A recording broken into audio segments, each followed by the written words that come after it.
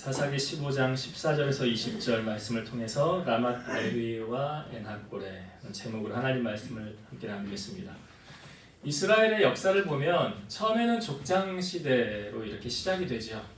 그 다음에 이제 사사 시대로 들어가게 되었고 사사 시대가 마감을 하고 왕정 시대가 열리게 됩니다. 그러니까 여호수아가 죽은 뒤에 여호와께서 사사들을 세우셔서 이 노략자들의 손에서 구원하게 하셨더라는 말씀이 이제 사사기를 통하여 우리에게 보여주고 있죠. 사사기에는 14명의 사사가 등장합니다. 이 사사기에는 루틴이 있어요. 그러니까 반복이 된다는 거예요. 어떤 것이 반복이 되냐면 불순종하니까 하나님이 심판을 하십니다. 그러니까 이 백성들이 회개를 해요. 그러면 하나님이 또 자비를 베풀어 주십니다. 그러니까 이것이 계속 반복이 되는 게 바로 사사기 말씀이죠. 사사기는 말 그대로 사사를 통해서 하나님께서 역사하셨다는 것을 보여주고 계시죠. 사사기 2장 18절 보면 여호와께서 그들을 위하여 사사들을 세우실 때에는 그 사사와 함께 하셨고 그 사사가 사는 날 동안에는 여호와께서 그들을 대적의 손에서 구원하셨으니 이는 그들이 대적에게 압박과 괴롭게 함을 받아 슬피 부르짖음으로 여호와께서 뜻을 돌이키셨을거늘. 사사를 통해서 하나님께서 이스라엘을 구원해 주셨다라는 거죠. 그러니까 당시 사사는 어떤 역할을 했냐면 왕의 역할을 하고요, 제사장의 역할을 하고 선지자의 역할을 했습니다. 그러니까 거의 나라를 통치하다시피 했던 게 사사들이었다는 거죠. 그러니까 하나님은 이 사사 한 사람을 통해서 그 나라 민족을 다시 회복시키시고 살리신다는 것을 우리에게 보여주고 있죠. 그래서 성경에는 믿음의 한 사람을 그냥 한 사람으로 보지 않으십니다. 그 한 사람이요, 민족을 살리기도 하고 나라를 살리기도 하고 가정을 살리기도 합니다. 이 아브라함이 그 소돔성이 멸할 때 중보기도 하지 않습니까? 왜 중보기도 했습니까? 그 땅에 자기 조카 롯이 살고 있었잖아요. 그러니까 그 땅을 구원해달라고. 그 아브라함이 기도한 것이 무엇이었습니까? 하나님은 어떻게 의인과 악인을 함께 멸망하십니까? 의인 50명이 있으면 멸망할 겁니까? 하나님 멸망하지 않는데요. 근데 50명 안 된다고 그러죠? 그러니까 아브라함이 또 45명은요, 40명은 이렇게 기도하다가 10명까지 갔잖아요. 근데 그 땅에 의인 10명이 없었더라. 그래서 그 소돔 땅이 멸망을 당한 거 아닙니까? 소돔 땅이 멸망을 당할 때 거기 있는 모든 사람이 다 죽지 않았죠? 사는 사람이 있었습니다. 누가 살았죠? 롯이 살았습니다. 그리고 두 딸과 그 아내도 같이 빠져나왔지만 그 아내는 뒤를 돌아본 거로 소금기둥이 되었죠. 창세기 19장 29절 보면 하나님이 그 지역의 성을 멸하실 때, 곧 롯이 거주하는 성을 엎으실 때에 하나님이 아브라함을 생각하사 롯을 그 엎으시는 중에서 내보내셨더라. 그러니까 롯은 누구 때문에 산 거예요? 아브라함 때문에 산 거예요. 우리가 주일 오후에는 여호수아 말씀을 보고 있지만 여리고 성이 무너질 때 그 성에 있는 사람이 다 죽었습니까? 아니죠. 산 사람이 있었습니다.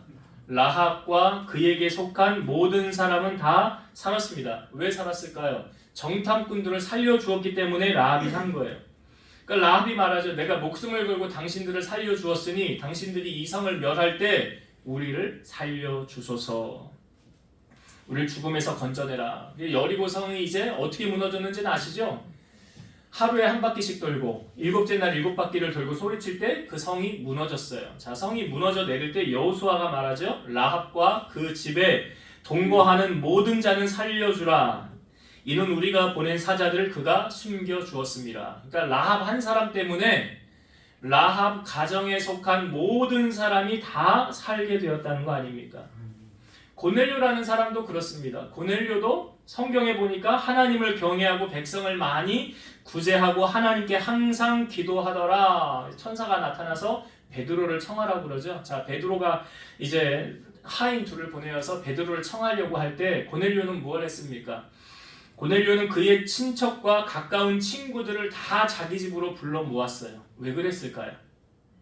함께 은혜를 나누려고 그랬던 거죠. 이 좋은 것을 함께 나누려고. 그러니까 고넬료는 영혼 사랑하는 마음이 있었다는 거죠. 그러니까 영혼 사랑하면 은혜의 자리에 함께 이렇게 머물게 하고 싶은 마음이 있다는 거예요. 그래서 베드로가 와서 그곳에 하나님의 말씀을 전할 때 성령이 말씀 듣는 모든 사람에게 임하였더라. 각 나라 방언을 말하고 여러 가지 예언을 하고, 그래서 베드로가 이방인들에게 성령 부어 주심으로 말미암아 그곳에 세례를 베풀지 않습니까? 그러니까 여기도 고넬료라는 한 사람을 통해서 성령의 역사, 물론 베드로 사도가 왔지만 준비되어지는 그 과정 속에 그 고넬료를 통하여 이렇게 역사하셨다는 거죠. 사사시대도 이렇게 사사들을 통하여 하나님이 역사하셨다는 거예요. 자, 사사가 죽은 뒤에 그러면 어떤 일이 이스라엘 가운데 펼쳐졌습니까? 사사기 2장 19절. 그 사사가 죽은 후에는 그들이 돌이켜 그들의 조상들보다 더욱 타락하여 다른 신들을 따라 섬기며 그들에게 절하고 그들의 행위와 패역한 길을 그치지 아니하므로. 제가 아까 사사기의 루틴을 말씀드렸잖아요. 불순종하니까 하나님이 어떻게 해요? 심판하시고, 그 심판에 괴로우니까 하나님 앞에 다시 회개하고요. 회개하니까 하나님이 다시 용서해 주었다가 마치 사사가 죽으니까 그 루틴이 또다시 반복되어지더라는 거죠. 그래서 사사기의 마지막 결론이 사사기 21장 25절의 말씀이 마지막 절이에요. 제가 읽어볼게요. 그때에 이스라엘의 왕이 없으므로 사람이 각기 자기의 소견에 옳은 대로 행하였더라. 그러니까 당시 이스라엘 사회의 무질서를 바로 줄 왕이 없었기 때문에 각 개인들이 제멋대로 행동했다는 것이죠. 근데 여기서 말하는 왕도 1차적으로는 국가를 통치할 지상의 왕을 가리켰죠. 그러나 사사기가 이스라엘의 범죄와 불행, 여호와의 구원을 반복적으로 기록한 것을 볼 때 근본적으로 이스라엘이 하늘의 왕이신 여호와를 인정하지 않았다는 사실을 지적하고 있는 것입니다. 이스라엘의 비극과 슬픔은 언제나 그들이 여호와를 떠날 때 시작되어졌다는 거죠. 그래서 물고기가 물을 떠나면 죽는 것처럼 하나님의 자녀가 하나님을 떠나서 살아갈 수 없다는 것을 알려주는 교훈이 바로 사사기예요. 사사기에는 총 14명의 사사가 등장을 한다고 그랬죠. 제가 14명의 이름을 불러볼게요. 여러분 혹시 아는 사람이 있나 보세요. 온니엘, 에훗, 삼갈, 드보라, 바락, 기드온, 아비멜렉, 돌라, 야일, 입다, 입산, 엘론, 압돈, 삼손. 자, 이 중에 아는 사람 있습니까? 다른 사람은 몰라도 내가 이 사람은 알아. 들어봤잖아요. 그죠? 네. 삼손은 들어보지 않았습니까? 삼손. 그러니까 삼손이 사사였다는 사실은 여러분들이 그래도 교회를 다니는 사람, 아, 이 사람 사사였구나 라는 것 정도는 알고 신앙생활 하셔야 돼요.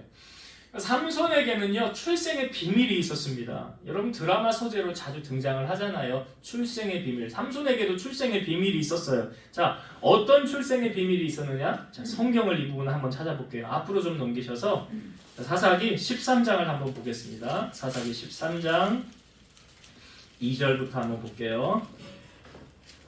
사사기 13장 2절부터 제가 5절까지 읽어볼게요. 소랏 땅의 단 지파의 가족 중에 마누아라 이름하는 자가 있더라. 그의 아내가 임신하지 못함으로 출산하지 못하더니 여호와의 사자가 그 여인에게 나타나서 그에게 이르시되 보라, 내가 본래 임신하지 못함으로 출산하지 못하였으나 이제 임신하여 아들을 낳으리니 그러므로 너는 삼과 포도주와 독주를 마시지 말며 어떤 부정한 것도 먹지 말지니라. 보라, 내가 임신하여 아들을 낳으리니 그의 머리 위에 삭도를 대지 말라. 이 아이는 태에서 나옴으로부터 하나님께 바쳐진 나실인이 됨이라. 그가 블레셋 사람의 손에서 이스라엘을 구원하기 시작하리라 하시니. 자, 여기 마누아라는 사람의 이름은 등장하죠. 누구냐? 삼손의 아버지입니다. 삼손의 아버지가 마누아고요. 삼손의 어머니의 이름은 등장을 하지 않아요. 예, 아무리 찾아도 찾을 수가 없습니다. 그냥 마누아의 아내라라고 소개를 하고 있어요. 그런데 마누아의 아내가 성경이 이렇게 기록하죠. 3절에 보니까 본래 내가 임신하지 못함으로 출산하지 못하였으나. 아니, 여자들은 보통은 다 아이를 낳을 수 있잖아요. 근데 못 낳은 사람들도 있긴 있죠. 근데 마누아의 아내도 못 낳는 사람의 측에 속하였다는 거예요. 이 성경이 뭐라고 말합니까? 본래 임신하지 못함으로 출산하지 못하였다. 사사기가 끝나고 시작되는 게 이제 사무엘 상하가 시작되지 않습니까? 사무엘의 어머니 누굽니까? 한나죠. 한나도 성경에 어떻게 기록되어 있습니까? 똑같아요. 본래 임신하지 못하였더라 그랬어요. 근데 여러분 태의부는 누가 여십니까? 그러니까 생명이 어디서부터 오는 거예요? 하나님께로부터 오는 거예요. 그러니까 삼손도 사실은 태어날 수 없는 여인의 몸을 통하여서 이 땅에 태어나게 됐다는 거죠. 삼손이 이제 태어나려고 할 때 이제 아들을 줄 텐데 전제 조건이 있었어요. 이 아이는 나시린으로 구별된 자가 될 것이니라 라고 말하죠. 자, 나시린이 뭐냐? 나시린의 뜻은 구별된 자, 구분된 자라는 뜻이래요. 그래서 이 나시린은 일평생 또는 특별한 헌신을 위해 한시적으로 세상과 단절하고 스스로를 구별하여 하나님께 자신을 봉헌한 사람. 그래서 이 나시린은 평생 나시린이 있고요. 부분적으로 한시적으로 드리는 나시린이 있는 거예요. 그러니까 평생 나시린으로는 누가 있느냐? 오늘 본문에 등장하는 삼손이 있고요. 사무엘이 그렇습니다. 사무엘이 한나가 서원했잖아요. 그리고 아이를 낳았잖아요. 그리고 성경에 좀 넓게 보면 레갑 자손들도 그러했고요. 세례 요한도 태어나기 전부터 천사가 말하잖아요. 구별된 자로. 거의 나시린처럼 하나님께 드려진 자였어요. 그래서 나시린이 금해야 할 것은 세 가지가 있습니다. 포도나무에서 나는 소산물은 어떤 것도 먹지 말라. 그래서 포도주나 포도 열매나 씨나 껍질이나 그 어떤 것도 먹지 말아라 라고 했고요. 두 번째는 시체를 가까이 하지 말라 라고 했고요. 세 번째는 서원 기간 동안 머리에 삭도를 대지 말아라. 머리를 밀지 말아라. 그러니까 그 이유는 이렇게 딱 보면 저 사람 머리 기네? 나시린이구나. 구별된 자로 살라는 의미를 갖고 있는 거죠. 그러니까 삼손이 아직 태어나지는 않았으나 나시린의 법을 가르쳤고 나시린으로 하나님께 드려진 자라는 인식을 지금 심어주고 있습니다. 여러분, 하나님께서 우리를 세상으로부터 부르셔서 구원하시고 하나님의 자녀 삼으셨다는 것은 우리로 하여금 세상 속에서 구별된 자로 살라라는 의미가 담고 있는 거예요. 세상 속에서 우리가 나시린으로 구별된 자로 살아가길 원하시죠. 왜냐? 하나님이 우리에게 이렇게 말씀하셨죠. 내가 거룩하니 너희도 거룩하여라. 이렇게 나시린처럼 구별된 자로 하나님께 드려진 삶을 살라. 이제 그런 의미로 삼손을 세상에 보내신 거죠. 오늘 본문의 내용은 어떤 내용이냐면 유다 사람들이 삼손을 결박해서 블레셋 사람들에게 넘겨주고 있습니다. 왜 그러냐면 블레셋이 삼손을 찾는데 못 찾는 거예요. 그러니까 유대 사람들을 괴롭힙니다. 이 괴롭혀서 자기들의 목적을 이루려고 하는 거죠. 그래서 이 유대 사람들이 삼손에게 찾아가서 우리가 이렇게 괴로움을 당하고 있으니까 우리가 어쩔 수 없이 너를 결박해서 블레셋에게 넘겨줘야 되겠다. 그랬더니 삼손이 그러면 나를 죽이지 말고 결박만 해서 나를 블레셋에 넘겨주어라 해서 새 밧줄로 결박을 해서 블레셋 사람들에게 넘겨주는 장면이 오늘 우리가 읽은 본문의 장면이에요. 그래서 이제 블레셋 사람과 삼손이 마주하여서 이제 삼손이 싸움을 하게 되는 것입니다. 자, 삼손이 지금 몇 명하고 싸움을 싸우느냐? 1대 1000의 싸움을 싸우게 됩니다. 삼손은 혼자고요. 블레셋 사람들은 여기 1000명이라고 소개가 되고 있어요. 여러분, 1명하고 1000명하고 싸우면 누가 이기는 게 정상입니까? 1000명이 이기는 게 정상이죠. 그게 상식이죠. 한 사람이 지는 거예요. 그런데 자, 오늘 삼손이 그 블레셋과 싸우는데 결과가 어떻게 됐느냐? 오늘 본문을 한번 봅시다. 자, 15장 15절부터 한번 볼게요. 15절부터 17절까지 제가 다시 읽어볼게요. 삼손이 나귀의 새 턱뼈를 보고 손을 내밀어 집어들고 그것으로 1000명을 죽이고 이르되 나귀의 턱뼈로 한 더미 두 더미를 쌓았으며 나귀의 턱뼈로 내가 1000명을 죽였도다 하니라. 그가 말을 마치고 턱뼈를 자기 손에서 내던지고 그것을 라맛 레히라 이름하였더라. 자, 삼손이 1대 1000의 싸움에서 승리하게 됩니다. 자, 제가 질문을 드려볼게요. 삼손의 승리의 요인은 객관식으로 드릴게요. 하나 골라보세요. 1번, 삼손이 잘 싸워서 이겼다. 2번, 삼손의 무기가 좋아서 이겼다. 3번, 하나님이 도와줘서 이겼다. 3번이에요? 근거 있습니까? 예, 아멘입니까? 예, 근거가 있어요. 자, 14절을 한번 보세요. 14절. 삼손이 레히의 이름에 블레셋 사람들이 그에게로 마주 나가며 소리 지를 때 이제 1000명이 소리를 지르면서 달려오는 거예요. 그 시점에 여호와의 영이 삼손에게 갑자기 임하심에 그의 팔 위에 밧줄이 불탄 삼과 같이 그의 결박되었던 손에서 떨어진지라. 자, 삼손에게 뭐가 임했대요? 여호와의 영이 임하였더라 라고 말하고 있고요. 자, 삼손이 스스로 말합니다. 18절을 한번 더 볼게요. 삼손이 심히 목이 말라 여호와께 부르짖어 이르되 주께서 종의 손을 통하여 이 큰 구원을 베푸셨사오나 내가 이제 목말라 죽어서 할례 받지 못한 자들의 손에 떨어지겠나이다 하니. 자, 삼손이 뭐라 그래요? 주께서 종의 손을 통하여 이 큰 구원을 베푸셨더라. 삼손이 고백하죠. 내가 잘 싸워서 이긴 거 아닙니다. 하나님이 도와줘서 이겼습니다 라고 말하는 거잖아요 지금. 그러니까 삼손이 잘 싸워서 이긴 거 아니잖아요. 무기가 좋아서 이긴 거 아니죠. 뭐 턱뼈 하나로 1000명을 죽였다. 무기 때문에 좋은 거 아니에요. 그러니까 여러분, 우리는 그냥 도구일 뿐이요, 이 모든 일을 행하신 분은 하나님이 하셨다는 거죠. 근데 우리가 보기에는 그냥 현장에서 열심히 잘 싸운 삼손이 잘 싸워서 이겼구나 그렇게 보잖아요. 왜 그렇습니까? 하나님은 안 보이고 삼손만 보이기 때문에 그렇습니다. 그 힘의 공급은 어디에서 왔느냐? 하나님께로부터 왔다라는 거죠. 여호와의 영이 삼손에게 갑자기 임하심에 삼손이 이기게 되었더라라는 거예요.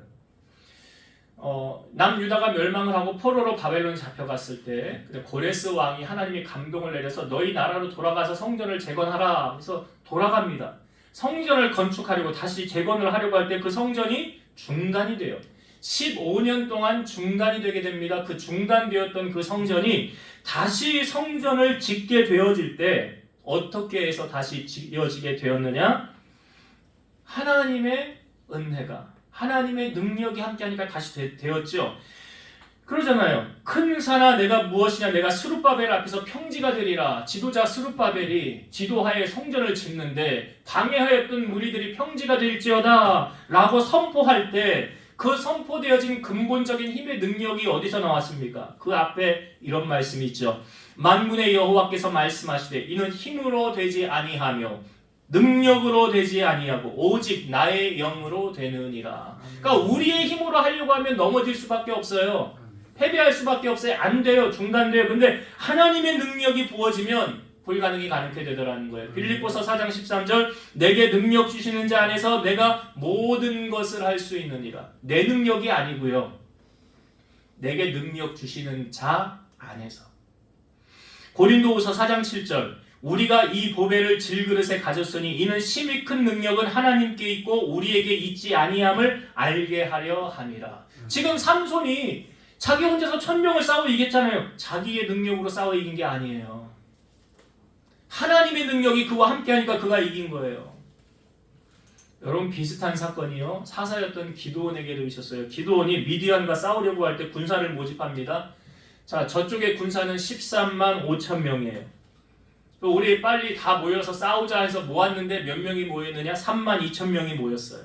자, 그러면 우리의 군사는 3만 2천 명, 저쪽은 13만 5천 명. 우리 군사 많아요, 적어요? 적지요. 잘 싸워야 5대1 정도로 싸워. 그래야 이겨야 되는데, 자, 하나님은 뭐라고 말씀하시냐면 이렇게 말씀하셨어요. 기드온에게 너를 따르는 백성이 너무 많은즉 내가 그들의 손에 미디안 사람을 넘겨주지 아니하리니 이는 이스라엘이 나를 거슬러 스스로 자랑하기를 내 손이 나를 구원하였다 할까 함이니라. 3만 2천 명이 모여서 싸워서 13만 5천 명을 싸워 이겼다고 하면 뭐라고 말하겠느냐? 우리가 잘 싸워서 이겼네? 라고 말한다는 거예요. 그러니까 하나님이 너무 많으니까 지금이라도 두려워 떠는 자를 돌려보내라. 그랬더니 2만 2천 명이 돌아가고 10,000명이 남았어요. 그 10,000명이 남았는데 하나님이 또 이렇게 말씀하세요. 아직도 백성이 많으니 그들을 인도하여 물가로 내려가라. 거기서 내가 너를 위하여 그들을 시험하리라. 물가로 내려가서 물을 마시게 합니다. 뭐 개처럼 핥아먹은 사람, 무릎을 꿇고 마시는 사람, 그런데 손으로 움켜대서 이렇게 마시는 사람만 따로 모았더니 300명이요. 그 300명만 남겨두고 나머지는 다 돌려보내라. 내가 이 300명으로 너희를 구원하게 하리라. 그러니까 기드온이 하나님의 말씀을 듣고 믿어요, 못 믿어요? 아니 하나님 무슨 말씀을 하시는 거야? 300명으로 저기 13만 5천 명을 어떻게 싸워 이기겠다는 거야? 네가 못 믿겠거든 미디안 진영으로 네 부하를 데리고 가서 그들이 하는 말을 들어보아라. 부하를 데리고 적진에 들어갔더니 이런 이야기를 하는 거예요. 어떤 사람이, 미디안 사람이, 내가 꿈을 꿨는데 보따리 하나가 이렇게 굴러 들어오더라고. 탁 펼쳐지더니 여기 있는 사람을 다 물리쳐 죽이더라고. 그랬더니 옆에 있는 사람이 해몽하는 거야. 그거 기드온이네. 기드온이 여기 사람들을 다 물리치겠네 라는 음성을 기드온이 듣는 거예요. 그리고 나서 하나님 알겠습니다 오케이 하고 갔어요. 그래서 이 300명이 어떻게 하냐면 나팔을 들고 항아리를 들고 항아리 안에 횃불을 들고 불침번이 이게 교체가 될 때 항아리를 깨트리면서 횃불을 들고 나팔을 붑니다. 그런데 성경에 잘 보면 이런 말씀이 있어요. 여호와께서 그 온 진영에서 친구끼리 칼로 치게 하셨더라. 그 자기들끼리 서로 치고받고 싸우게 하셔서 이스라엘로 하여금 뭐 손도 안 대고 그냥 승리하게 하셨더라는 거예요. 그러면 이 승리는 이스라엘이 잘 싸워서 이겼다고 그러겠어요? 하나님이 도와서 이겼다고 그러겠어요?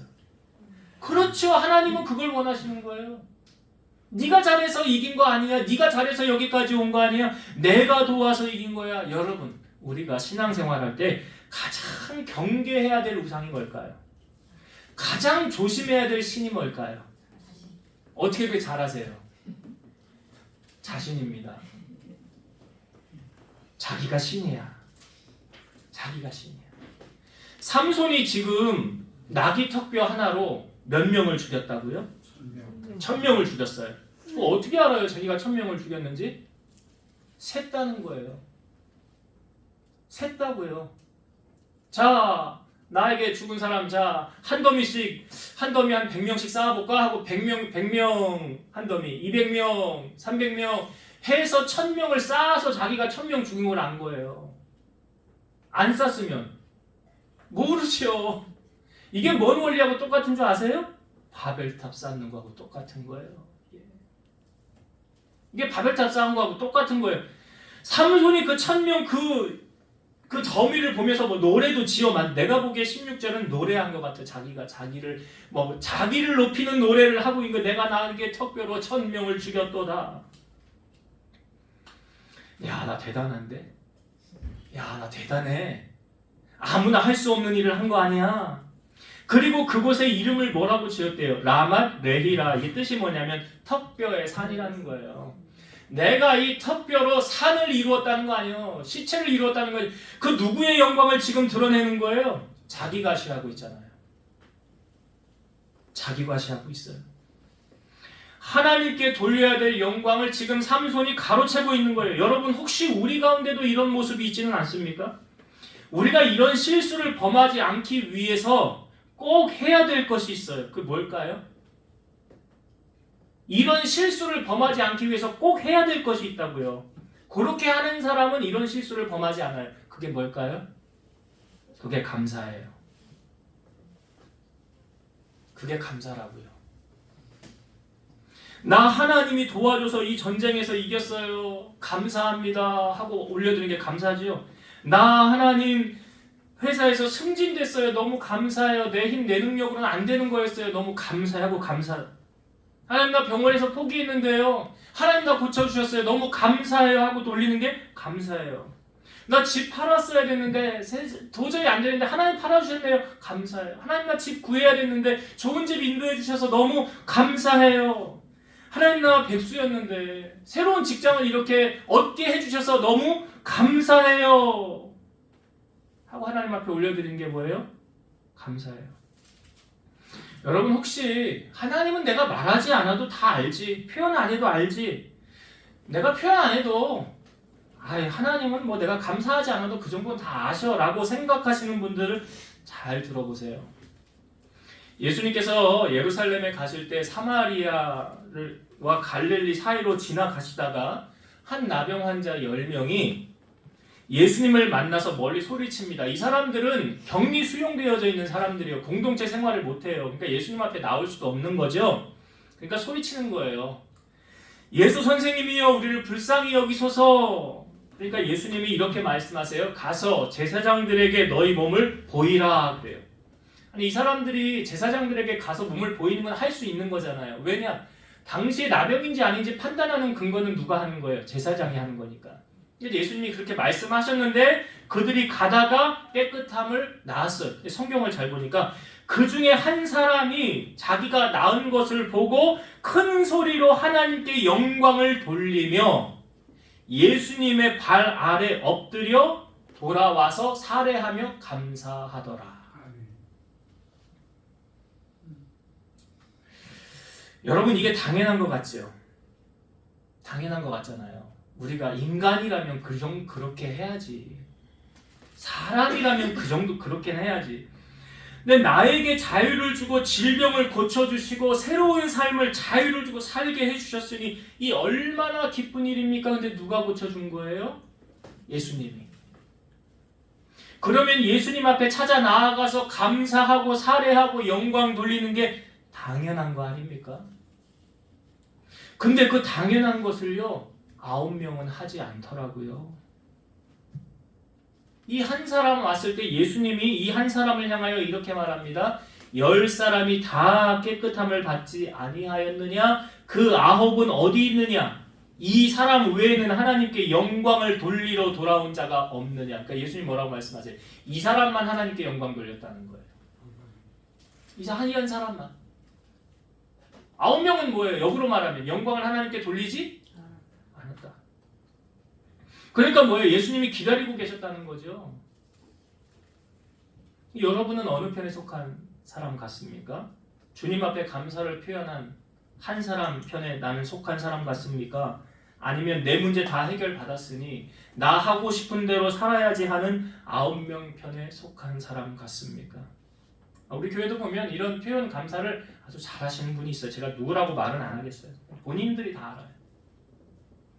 여러분, 하나님은 우리를 통해서 영광 받길 원하신다는 사실을 잊지 마세요. 감사는 늘 할 조건이 있어야만 하는 게 아니에요. 제가 설교를 준비하면서 이 찬양이 생각이 나서 한번 불러보려고 해요. 제목이 감사예요. 감사. 가사가 참 은혜가 돼요. 들어보세요.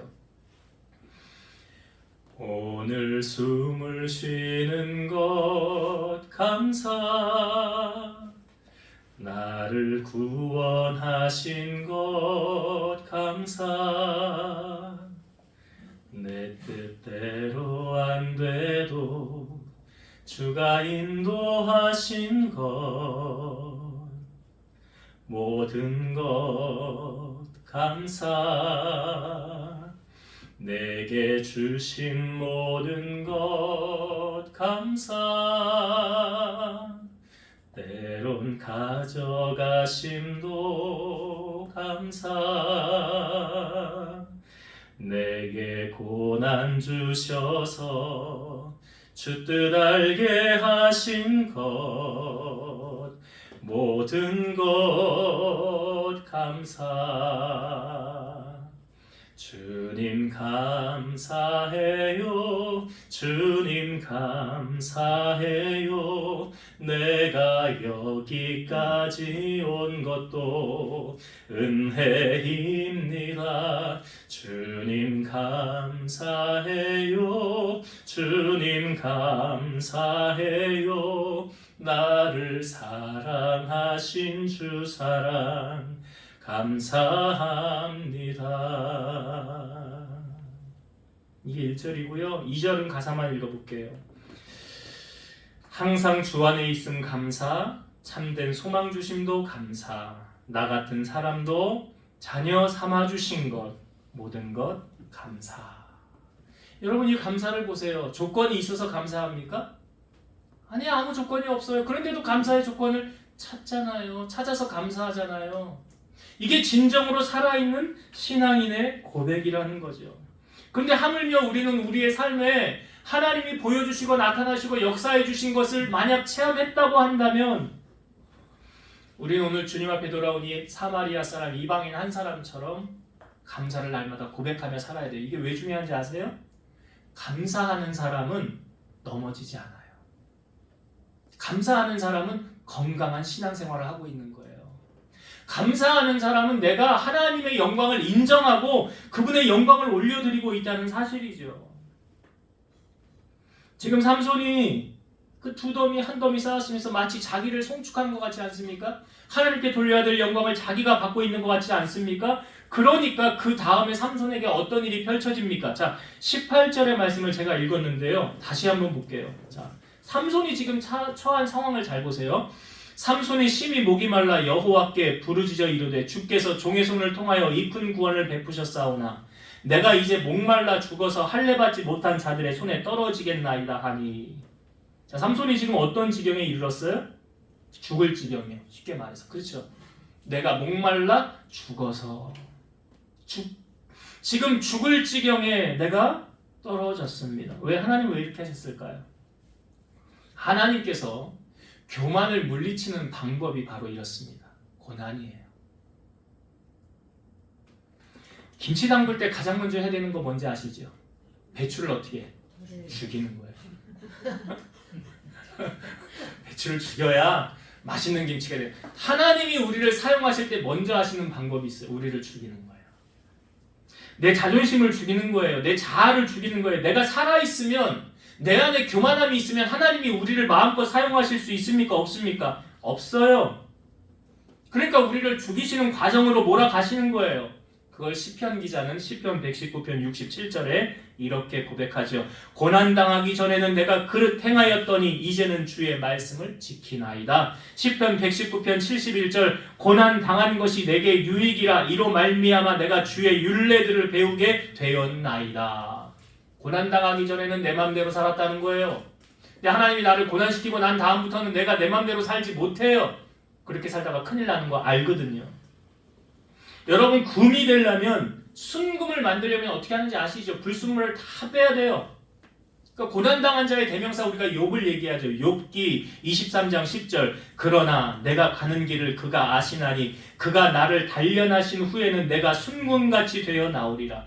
그가 나를 연단하신 후에는, 그가 나를 고난하신 후에는 내가 순금같이 되어 나오리라 라고 말하는 거예요. 여러분, 고난은 사람마다 강도가 다릅니다. 세기가 다릅니다. 왜 다른 줄 아세요? 왜 다를까요? 자, 강팍한 사람일수록 고난의 강도가 셀까요? 약할까요? 네? 세겠죠. 세겠지요. 그 센 것을 넘어뜨리려면 하나님이 세게 고난 주셔야 넘어질 거 아니에요. 그러니까 고난 내가 세게 당한다 생각하면 뭘 생각하면 되냐? 내가 강하구나 생각하면 돼요. 내가 강해가지고 하나님이 나를 이렇게 세게 몰아가시는구나, 내 안에 불순물을 빼시려고 이렇게 강하게 훈련시키시는구나, 그거 생각하시면 돼. 내가 유들유들하고 온순하다 그러면 하나님이 그냥 그만큼 적당하게 하나님이 몰아가시는 거예요. 여러분, 고난당할 때 그 고난이 빨리 끝나길 원하시죠? 고난이 길길 원하지 않잖아요. 고난이 빨리 끝나는 비결을 제가 알려드릴게요. 뭐냐? 하나님께 빨리 항복하면 끝납니다. 지금 삼손을 보세요. 목말라 죽겠다고 하나님 앞에 회개하는 거 아닙니까? 그 전에 교만하던 그 삼손이요, 지금 바짝 엎드려졌잖아요. 죽게 되니까 바로 회개하잖아요. 주께서 종의 손을 통하여 이 큰 구원을 베푸셨습니다. 그전에는 뭐라고 그랬어요? 시체더미 쌓아놓으면서 내가 이거야 이런 거 보라고, 내가 한 거 보라고, 이거 말이야 내가 1000명을 죽였다고. 그랬던 삼손이 어떻게 바뀌어요? 주께서 종의 손을 통하여 이루셨습니다. 내가 한 거 아닙니다. 그러니까 그 시체 더미를 쌓을 때만 해도 자기 의로 충만했죠. 아주 자기 보면서 흡족해하지 않습니까?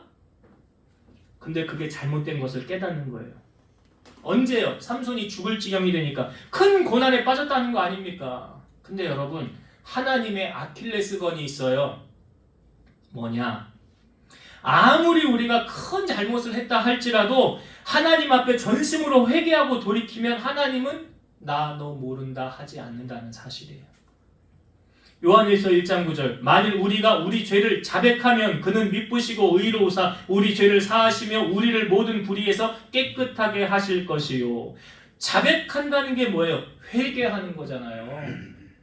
요한일서 1장 10절 만일 우리가 범죄하지 아니하였다 하면 하나님을 거짓말하는 이로 만드는 것이니 또한 그의 말씀이 우리 속에 있지 아니하니라. 나 죄 안 졌어. 거짓말하는 자라고. 거짓말하는 자라고요. 다윗이 그 하나님 앞에 범죄하고 난 다음에 지은 시가 시편 51편이에요. 시편 51편이 회개의 장이에요. 그 거기 다윗이 회개의 장의 한 절 말씀, 뭐 귀한 말씀이 많지만 51편 9절의 말씀에 보면 주의 얼굴을 내 죄에서 돌이키시고 내 모든 죄악을 지워 주소서. 그러니까 다윗이 철저하게 하나님 앞에 용서를 구하잖아요. 깨닫고 돌이키는 것이 뭐냐? 회개하는 거예요. 그러니까 가장 빠른 회복의 지름길이 뭐냐? 마음속 깊은 곳에서 우러나오는 진정한 회개. 진정한 회개. 그러면 하나님 돌이키십니다. 하나님은 능치 못하심이 없죠. 지금 다윗이 하나님 앞에 진정으로 부르짖어 회개하고 있잖아요. 18절 우리가 보았잖아요. 근데 다윗이 진정한 회개예요. 그랬더니 하나님이 어떻게 하세요? 자, 19절의 말씀. 19절. 하나님이 레이에서 한 우묵한 곳을 터뜨리시니 거기서 물이 솟아나오는지라 삼손이 그것을 마시고 정신이 회복되어 소생하니 그러므로 그 샘 이름을 에나꼬레라 불렀으며 그 샘이 오늘까지 레이에 있더라. 삼손이 부르짖어 하나님 앞에 살려달라고 회개하며 나아갔더니 하나님은 어떻게 하셨어요?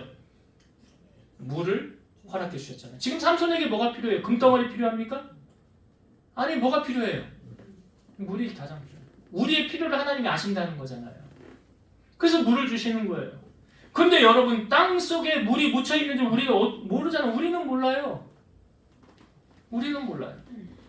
이사야 43장 19절 보라 내가 새 일을 행하리니 이제 나타낼 것이라 너희가 그것을 알지 못하겠느냐? 반드시 내가 광야의 길을 사막의 강을 내리니. 우리가 아까 찬송할 때 찬송한 내용에 가사가 이런 가사가 있었어요. 마른 땅에 샘물 터지고 사막에 물을 흐를 때 기쁨으로 찬송 부르며 거룩한 길 다니리. 마른 땅에 샘물 터졌잖아요. 지금 여기 예레미야 33장 2절과 3절 이를 행하시는 여호와 그것을 만들며 성취하시는 여호와 그의 이름을 여호와라 하는 이가 이와 같이 이르시도다. 너는 내게 부르짖으라. 내가 내게 응답하겠고 내가 알지 못하는 크고 은밀한 일을 내게 보이리라. 여러분, 기도는 기적을 일으킨다는 거예요. 아까 우리 민수사님 기도할 때 내가 이 성경 구절 오늘 말씀 내 거를 어떻게 다 뺏겼나 그랬어요. 야고보서 1장 6절과 7절 오직 믿음으로 구하고 조금도 의심하지 말라. 의심하는 자는 마치 바람에 밀려 요동하는 바닷물결 같으니 이런 사람은 무엇이든지 주께 얻기를 생각하지 말라. 믿음으로 구하는 자에게 응답해 주신다는 거예요. 근데 여러분, 아무나 이런 축복을 받는 거 아니에요. 아브라함이 하나님께서 너 100세 얻은 아들 이삭 내게 바쳐라 라고 말할 때 그 하나님의 말씀에 순종하여 3일 길을 가지 않습니까?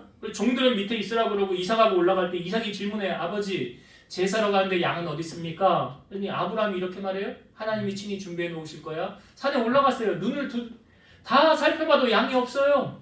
그러니까 이삭을 결박을 해가지고 묶여가지고 제단 위에 놓고 칼로 내려 쳤어요. 근데 그거는 이삭이 죽은 거와 마찬가지라고 성경은 말하고 있어요. 근데 하나님이 아브라함아 멈춰라 그래요. 그때 하시는 말씀이 창세기 22장 12절 사자가 이르시되 그 아이에게 네 손을 대지 말라 그에게 아무 일도 하지 말라 네가 네 아들 네 독자까지도 내게 아끼지 아니하였으니 내가 이제야 네가 하나님을 경외하는 줄을 아노라.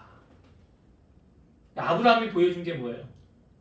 내가 이만큼 하나님 사랑해요. 내가 100세에 얻은 아들보다도 더 하나님 사랑해요. 이게 확증이 되었어요. 그리고 난 다음에 아브라함이 눈을 들어 보니까 저기에 양이 있었어요. 자, 여러분, 그 양은 원래부터 거기 있었어요? 갑자기 만든 거예요? 원래부터 거기 있었던 거예요? 갑자기 하나님이 갖다 놓은 거예요? 원래부터 있었어요. 원래부터 있었는데 눈을 가려놓으니까 안 보이는 거예요. 그 눈이 언제 열려져요? 이거 보세요. 아브라함이 하나님을 경외하는 거 확증이 된 다음에 그 보여지는 거예요. 그때 보여지는 거예요. 그러니까 우리 주변에 하나님이 모든 걸 다 준비해 놓으시지 않으셨습니까? 하나님 복을 주시고 다 예비해 놓지 않으셨습니까? 뭐만 준비가 되면 돼요? 내가 하나님 제일 사랑한다고. 그 무엇보다 내 자식보다 돈보다 명예보다 권력보다 하나님밖에 없어요. 이거 되면 그다음부터 하나님 복을 그냥 막 부어주시는 거예요. 이것만 되면. 그게 안 되기 때문에 넘어지는 거예요. 자, 이제 말씀을 정리하고 마치겠습니다. 우리가 신앙생활하면서 늘 조심해야 될 게 있어요. 그래서 성경은 항상 겸손으로 허리를 동이라는 말씀이 있죠. 바로 교만을 조심해야 돼요.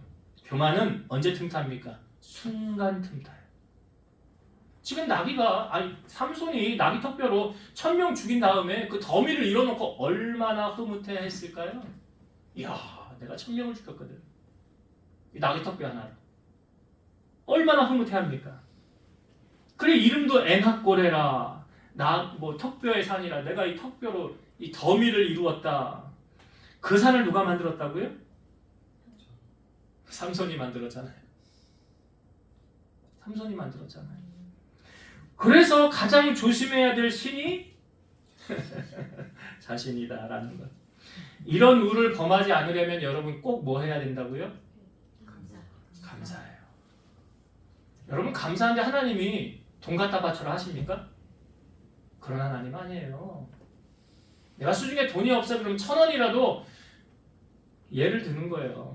1000원이라도 나에겐 이게 그러니까 과부의 2 동전을 예를 예수님이 드신 거 아니에요. 그 가장 제일 많이 했대잖아요. 그게 그러니까 많고 적음을 보시는 하나님이 아니라 뭘 보시는 거예요? 네가 나한테 감사를 표현하느냐 하지 않느냐.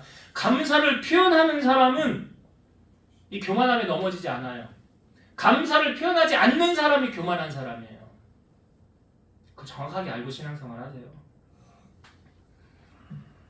하나님이 돈이 없으신 분이 아니에요. 하나님은 마음을 받기를 원하시는 분이에요. 그래서 우리가 넘어지지 않고 건강한 신앙생활을 하려면 항상 하나님 앞에 감사를 표현하는 겸손함으로 나아가야 된다. 하나님이 하셨습니다. 하나님이 하셨어요. 라고 고백하는 여러분 되시길 바랍니다. 그 다음 2번째, 삼손의 교만을 어떻게 하나님이 깨닫게 하셨다고요? 지금 전쟁에서 이긴 다음 삼손이 목말라 죽게 되었잖아요. 그게 뭐예요? 고난이라는 거죠. 고난이에요.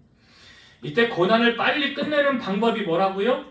진정한 회개와 돌이킴이에요.